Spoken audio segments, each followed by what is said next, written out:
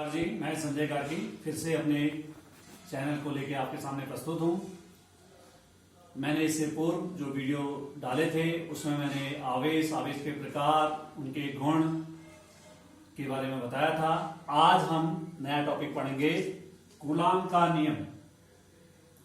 Coulomb का नियम पढ़ने से पूर्व कक्षा 11 में जो हमने पढ़ा था न्यूटन के गुरुत्वाकर्षण का सार्वत्रिक नियम, इसको जानना जरूरी है।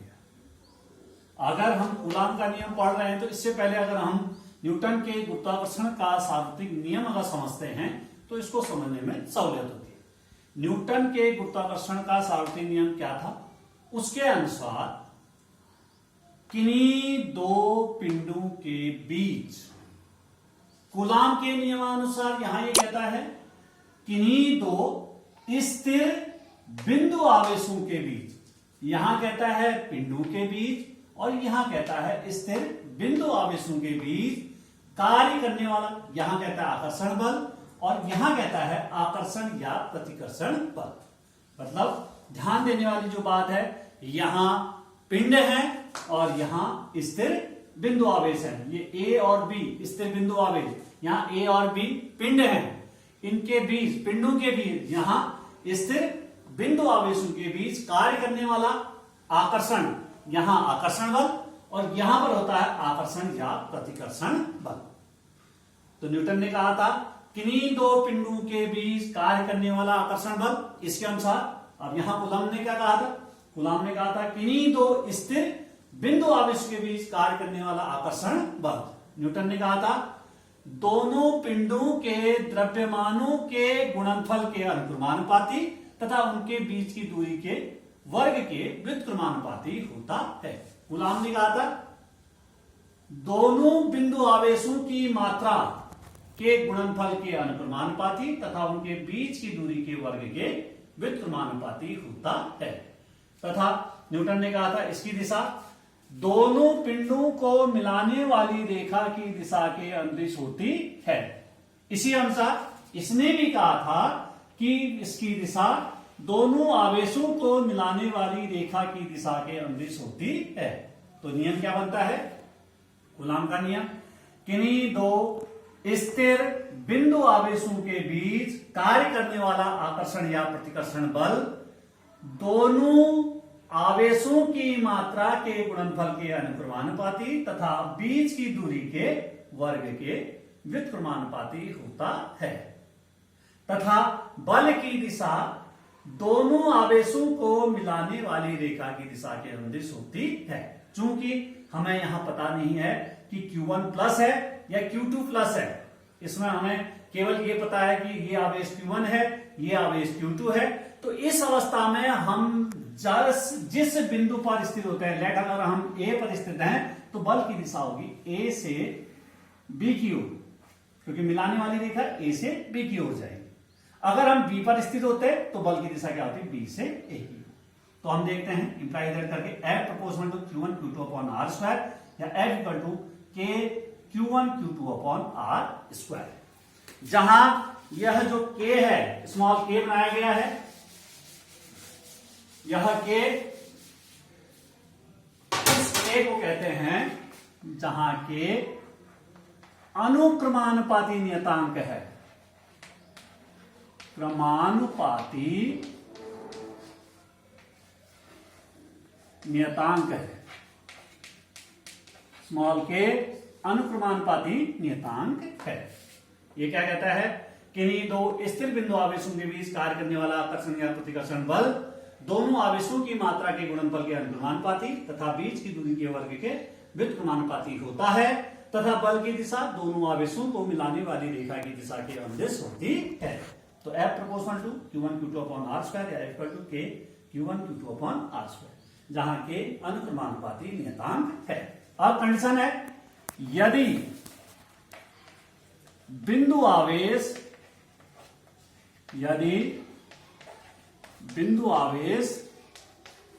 निर्वात में हों,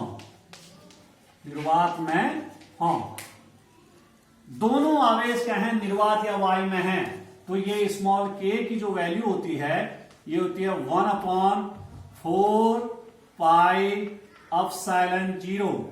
ये इसकी वैल्यू होती है 9 गुणा 10 की घात 9 न्यूटन मीटर स्क्वायर पर कूलम स्क्वायर। तो हमारा फॉर्मूला बनता है, तब आकर्षण बल या कूलम बल क्या बनेगा, तब हम इसको लिख सकते हैं कूलम बल।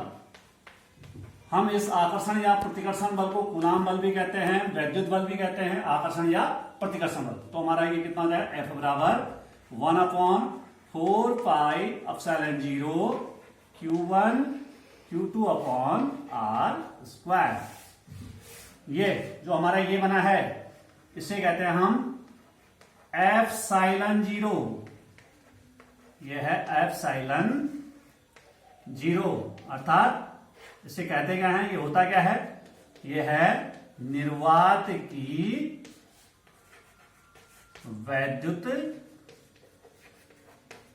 शीलता, इसे कहते हैं निर्वात की वैद्युत शीलता। तो हम F बराबर हम ये भी लिख सकते हैं कूलम बल को 9 गुणा 10 की घात 9 Q1 Q2 upon R square.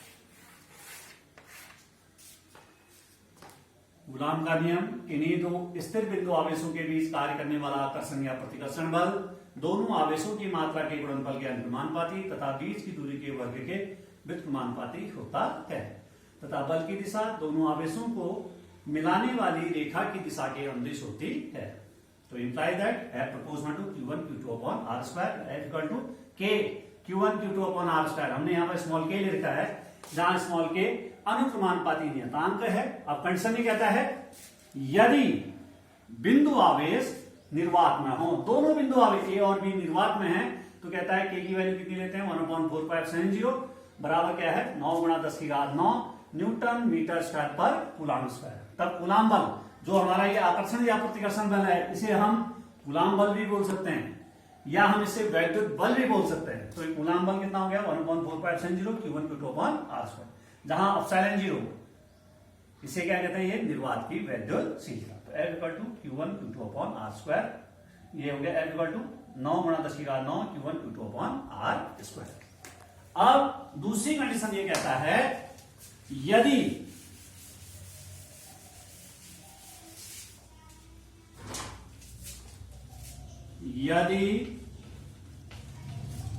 बिंदु आवेशों के बीच, या बिंदु आवेश लिख सकते हैं हम K कैपिटल K प्रावैद्युतांक के माध्यम पर हो, के प्रावैद्युत के माध्यम पर स्थित हों।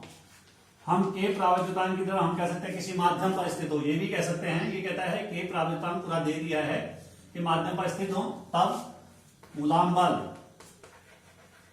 तब हमारा कूलम बल ये हो जाएगा हमारा F equal to 1/4 pi epsilon 0 के, नीचे आ जाएगा के Q1 Q2 upon R square, ये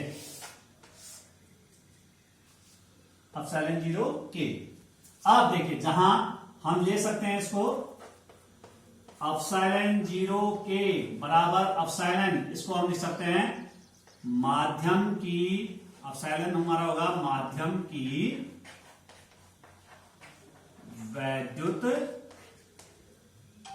शीलता। हमारा जो एप्सिलॉन 0 के है इसको हम क्या लिखते हैं माध्यम की वैद्युत शीलता। इस प्रकार से हमारा जो ये फॉर्मूला बनता है F इक्वल टू, ये बन जाता है हमारा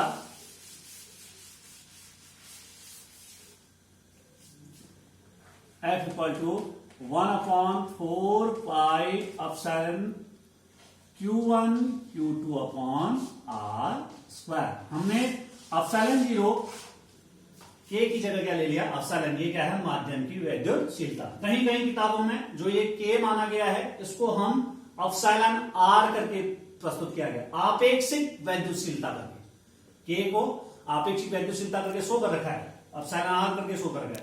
हमने इसको क्या लिखा है के ले रखा है, ये हमारा क्या एप्सिलॉन माध्यम की वैद्युतशीलता। तो हमने देखा यहां पर एप्सिलॉन 0 के बराबर हमारा आया है एप्सिलॉन, हम लिख सकते हैं के बराबर एप्सिलॉन अपॉन एप्सिलॉन 0, मतलब के है हमारा प्रावैद्युतांक,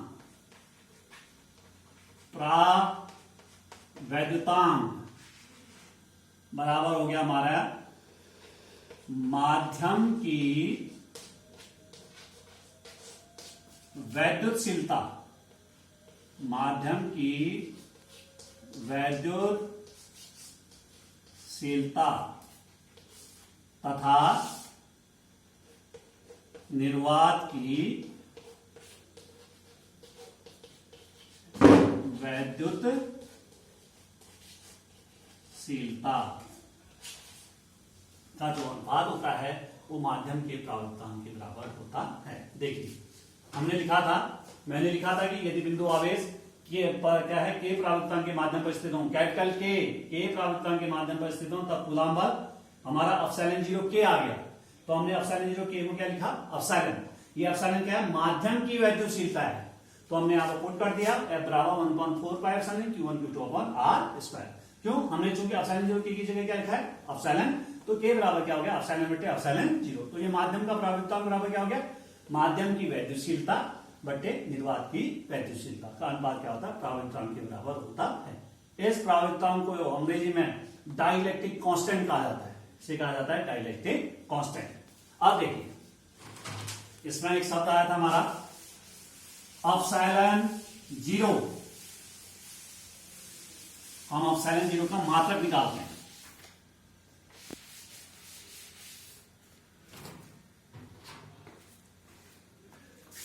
एप्सिलॉन 0 का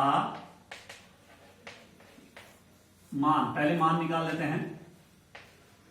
क्योंकि हम जानते हैं 1/4 पाई एप्सिलॉन 0 बराबर होता है 9 गुणा 10 की घात 9 न्यूटन मीटर स्क्वायर पर कूलम्ब स्क्वायर।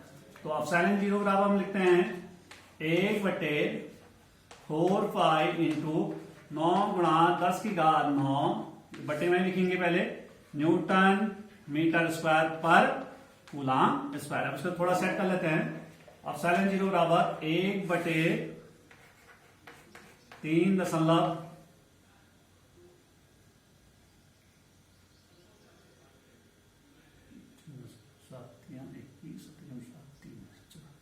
1 4 गुणा 9 गुणा 10 की घात 9, इसको लिखेंगे कूलम्ब स्क्वायर बटे न्यूटन मीटर स्क्वायर। कूलम्ब नीचे से ऊपर चले जाए तो इसको कैलकुलेट करके आता है, ये एप्सिलॉन 0 बराबर आता है 8.85 गुणा 10 की घात 12 कूलम्ब स्क्वायर पर न्यूटन मीटर स्क्वायर। ये क्या होता है इसका मान होता है। एप्सिलॉन 0 का मान होता है 8.85 गुणा 10 की घात 12 कूलम्ब स्क्वायर पर न्यूटन मीटर स्क्वायर। अब इसकी बीमा एप्सिलॉन 0 की बीमा, एप्सिलॉन 0 की बीमा क्योंकि इसका मात्रक क्या है कूलम्ब स्क्वायर पर newton metre square. Coulomb square की जगह हम जानते हैं कूलम्ब की बीमा यहां पर क्या होगी AT का होल स्क्वायर, न्यूटन बल की बीमा NLT-2, N मीटर है तो L का होल स्क्वायर, तो ये हो जाएगा आपका A स्क्वायर T स्क्वायर और बटे में हो जाएगा आपका NL3T-2। अब इसे सॉल्व करेंगे तो ये कितना हो जाएगा m ऊपर जाएगा n⁻⁻1, l ऊपर जाएगा l⁻⁻3 A2T⁴।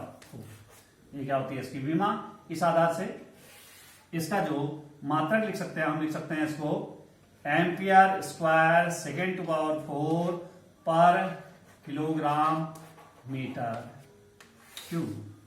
क्योंकि एप्सिलॉन 0 का मात्रक निकालने के लिए हमें पता है 1/4 पाई एप्सिलॉन 0 बराबर 9 गुणा 10 की घात 9 न्यूटन मीटर स्क्वायर पर कूलम्ब स्क्वायर होता है। हम एप्सिलॉन 0 को इधर लेंगे और इसको बटे में लाते हैं, तो 9 गुणा 10 की घात 9 न्यूटन मीटर स्क्वायर पर कूलम्ब स्क्वायर।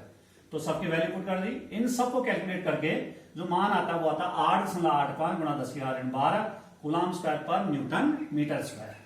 और इसकी बीमा होती है बीमा इसका मात्रक होता है कूलाम स्क्वायर मीटर पर न्यूटन मीटर स्क्वायर। हमने कूलाम की जगह 80 रख दिया। कूलाम की बीमा होती है 80, बल की न्यूटन, बल की बीमा mlt-2 और मीटर लंबाई है उसकी जगह l, तो ये L3 हो गया, ए स्क्वायर टी स्क्वायर, यहाँ ml3t-2 ऊपर ले गए m-1 l-3 ए स्क्वायर t⁴। साधारण से इसका मात्रक लिख सकते हैं हम ampere square second to the power 4 प्रति किलोग्राम मीटर स्क्वायर। धन्यवाद।